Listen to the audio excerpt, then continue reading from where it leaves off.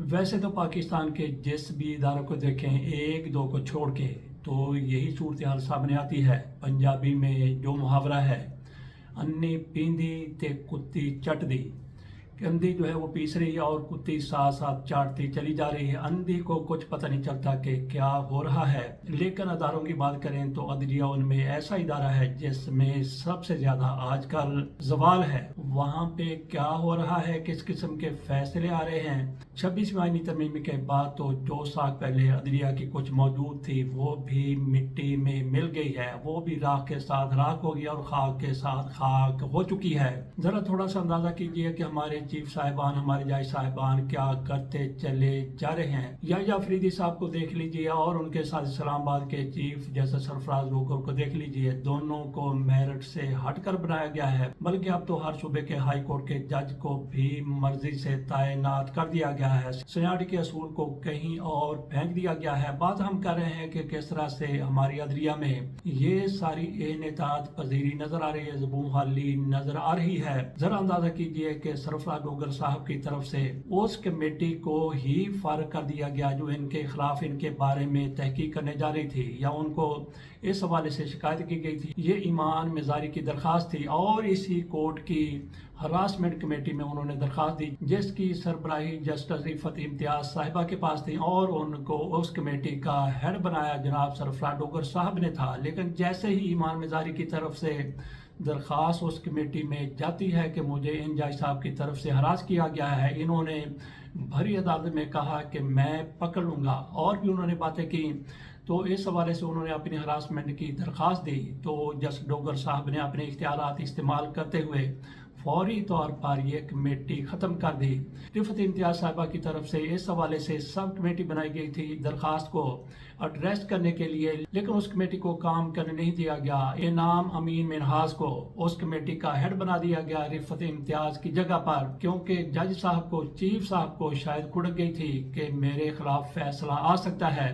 तो क्या उस फैसले में ऐसा कुछ होना था कि इनको घर जाना पड़ जाता? मुझे नहीं लगता कि ऐसा कोई फैसला आना था। अगर आ भी जाता तो एक फोरम है, दूसरा फोरम है, तीसरा फोरम है, जो लोग आपको यहाँ पे ले आए हैं वो आपको बचा भी सकते हैं। तो बहरहाल अंदाजा कीजिए कि पाकिस्तान में किस तरह से मामला चल रहे हैं। तो क्या सरफराज डोगर साहब इतने ज्यादा पावरफुल, इतने ज्यादा ताकतवर हैं कि उनको कोई परवाह नहीं है कि वो जो भी करते जाएं, उनको कोई पूछने वाला नहीं है। लगता है कि उनको कहीं ना कहीं से थपकी दी गई है कि इस तरह कर दो, इस तरह कर दो, और फिर इनकी तरफ से एक और फैसला भी आ जाता है। भरी अदालत में इनकी तरफ से कोई फैसला और सुनाया जाता है। ये जैसे जहांगीर के हवाले से उनकी जाली डिग्री का केस था। कोई दाऊद इब्राहिम नाम का वकील, दाऊद इब्राहिम तो नहीं बल्कि उनका नाम मियां दाऊद है, ये ऐसे केस ले जाते रहते हैं। इनकी तरफ से जैसे जहांगीर का केस उस मौके पर अदालत में ले जाया गया जब वो ट्रिब्यूनल के हेड थे, ट्रिब्यूनल चला रहे थे इस्लामाबाद में, और उन्होंने तारिक फजल चौधरी एंड कंपनी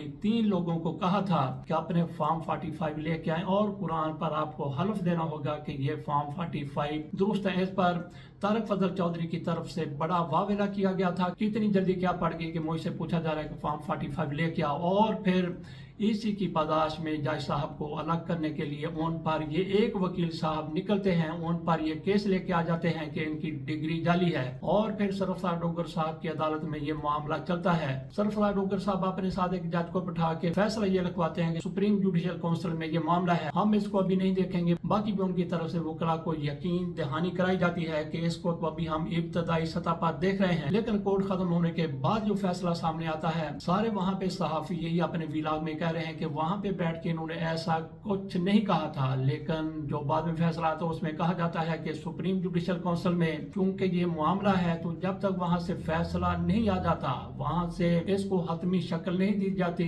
तो तारिक महमूद जहांगीरी साहब बेंच में नहीं बैठेंगे और उनके जो बेंच तश्कील दिए गए थे वो उसी वक्त फौरी तौर पर खत्म कर दिए गए। तो इस पर वावेला हो रहा है। तो कई बार काउंसिल की तरफ से इसकी शदीद मजम्मत की गई। इस्लामाबाद में सुना है कि वकला की तरफ से हड़ताल भी की जा रही है। तो ये जस्टिस डोगर साहब की तरफ से ایسا کر دیا گیا۔ محترم سرفراز ڈگر صاحب کی کتنی اہلیت ہے، کتنی صلاحیت ہے، یہ لاہور ہائی کورٹ میں 15ویں نمبر پر تھے سینیارٹی میں، لیکن ان کو یہاں سے اٹھایا گیا، اسلام آباد بٹھایا گیا اور وہاں پہ جا کے ان کو چیف جسٹس بنا دیا گیا، اور ان کے ساتھی جج ان کی چیف ججی کو ماننے کے لیے تیار نہیں۔ ان کی طرف سے درخواست دی گئی، لیکن جو لوگ ان کو وہاں پہ لے جانے والے ہیں انہوں نے سارا کچھ مینج کر دیا ہے۔ اور ان کی اہلیت صلاحیت کی بات کی جائے تو ایک موقع پر ان کی طرف سے پاک فوج کی تعریف کرتے ہوئے کہا گیا تو ہم اپنی فوج کے ساتھ لوہا پگھلائی ہوئی دیوار بن کر کھڑے ہیں۔ کل جب یہ کیس سن رہے تھے تو ان کی اہلیت ملاحظہ کیجئے کہ 2-3 مرتبہ ان کی طرف سے سپریم جوڈیشل کونسل کی بجائے جوڈیشل کمیشن آف پاکستان کہا گیا۔ وہ ایک الگ سے فورم ہے جو ججوں کی تعیناتی کرتا ہے، لیکن ان کے ذہن میں کئی چیزیں واضح نہیں ہوئی۔ اس سے اندازہ کریں کہ ان کی کتنی اہلیت اور کتنی ان کی صلاحیت ہے۔ بہرحال ان کا جوکر اٹھ گیا، ان کے پاؤں کے نیچے بٹیرا آ گیا تو اس کو چھوڑنے کے لیے تیار نہیں ہے۔ ان کے خلاف جس طرح سے مہم چلتی ہے، تحریک چلتی ہے، میرا نہیں خیال کہ ان کا کچھ بھی بگڑے گا۔ اور ادھر ایمان مزاری کے حوالے سے عدنان اقبال صاحب ایک وکیل کیس لے کے عدالت میں چلے گئے۔ انہوں نے کہا کہ یہ پاکستان کے اداروں کے خلاف، پاکستان کے خلاف، ریاست کے خلاف پراپیگنڈا کرتی ہیں، ان کا لائسنس منسوخ کیا جائے، وکالت کا لائسنس منسوخ کیا جائے۔ سوری، میں نے کہہ دیا کہ عدالت میں گئے ہیں، عدالت میں نہیں گئے عدنان اقبال صاحب، بلکہ وہ گئے ہیں بار کونسل میں، یہاں سے لائسنس جاری ہوتا ہے، وہاں پہ جا کے انہوں نے کہا کہ ان کا مستقل لائسنس ختم کیا جائے۔ بہرحال یہ ان کی اپنی ذہنیت ہے، مجھے نہیں لگتا کہ بار کونسل ان کی بات مانے گی۔ اور یہ وہی عدنان اقبال صاحب ہیں جو عمران خان کے خلاف جب عدم اعتماد کی تحریک آئی تھی اپریل 2022 میں، تو یہ فوری طور پر بھاگے اطہر من اللہ صاحب کے پاس گئے تھے، ان کی عدالت میں گئے تھے، کہا کہ فوری طور پر عدالت کھلوائی جائے کیونکہ عمران خان ہو سکتا ہے کہ جنرل باجوہ کو سیک کر دیں، تو ان کی بحالی کے لیے فوری طور پر آپ عدالت کے دروازے کھول دیں۔ اور اطہر من اللہ صاحب کی طرف سے عدالت کے دروازے کھول دیے گئے تھے اور وہیں پہ کچھ لوگوں کے نام بھی ECL میں ڈال دیے گئے تھے۔ اطہر من اللہ صاحب اس سے انکار کرتے ہیں۔ بہرحال بات ہم یہ کر رہے تھے کہ یہ عدنان اقبال وہی ہیں جو وہ مقدمہ لے کے گئے تھے اور آج یہ مظاہری صاحبہ کا لائسنس کینسل کروانے کے لیے بار میں جا چکے ہیں۔ اسلام آباد ہائی کورٹ ہی کی بات کرتے ہیں، جناب حفیظ الرحمان صاحب کی نوکری ختم کر دی گئی ہے، ان کو برطرف کر دیا گیا ہے۔ کس نے برطرف کیا ہے؟ یہ بابر ستار صاحب ہیں، جج ہیں اسلام آباد ہائی کورٹ کی، ان کی طرف سے کہا گیا ہے کہ ان کی تعیناتی ضوابط کے خلاف ہوئی تھی، لہٰذا ان کو برطرف کیا جاتا ہے، ان کو ہٹایا جاتا ہے۔ ان کے سامنے یہ کیس لگا تھا تو انہوں نے 99 صفحات پر یہ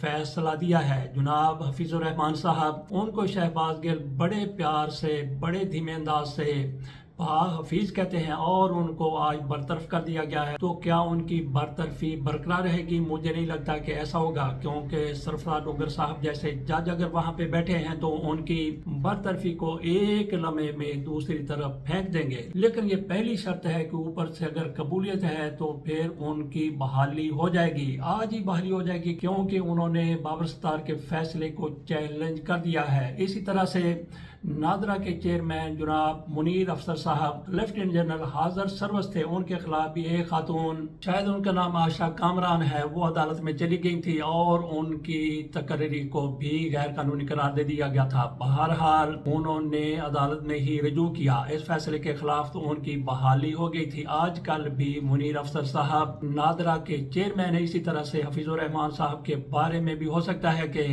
ان کی بھی آج ہی بحالی ہو جائے، لیکن شرط یہ ہے کہ اوپر سے قبولیت ان کی ہے۔ اگر ان کی قبولیت نہیں ہے تو پھر ایسا ممکن نظر نہیں آتا۔ قبولیت کے حوالے سے اس لیے بھی تھوڑا سا ابہام پایا جاتا ہے کہ پہلے بھی ایسا کچھ کر چکے ہیں کہ پاک فوج کی طرف کچھ لوگوں کی انگلیاں اٹھ رہی تھیں۔ ہو سکتا ہے کہ ادارہ ان کے ساتھ لا تعلقی کا اظہار کر دے، سامنے آ کر تو نہیں، ہو سکتا ہے کہ پس منظر میں ایسا کر دیا جائے۔ اور یہ وہی حفیظ الرحمان صاحب ہیں جنہوں نے ایک مرتبہ احمد ولی خان سے کہا تھا کہ مجھے سگریٹ دیجئے، بھرا ہوا سگریٹ دیجئے۔ اس پر احمد ولی خان نے شدید غصے کا اظہار کیا تھا، انہوں نے کہا کہ آپ ہوتے کون ہیں میرے ساتھ ایسی بات کرنے والے، اور انہوں نے کہا کہ اگر ان کو نکالا نہیں جاتا تو میں اس وقت تک چین سے نہیں بیٹھوں گا۔ انہوں نے شرط رکھ دی تھی، لیکن اس کے بعد پھر جناب حفیظ الرحمان صاحب کی طرف سے ان سے باقاعدہ معافی مانگ لی گئی تھی، تو اس طرح سے وہ معاملہ حل ہو گیا۔ تو اب بابر ستار صاحب کی طرف سے ان کو بھرا ہوا سگریٹ پکڑا دیا گیا ہے، تو دیکھتے ہیں کہ یہ کتنے اس کے سوٹے لگاتے ہیں۔ اجازت دیجیے، اللہ حافظ۔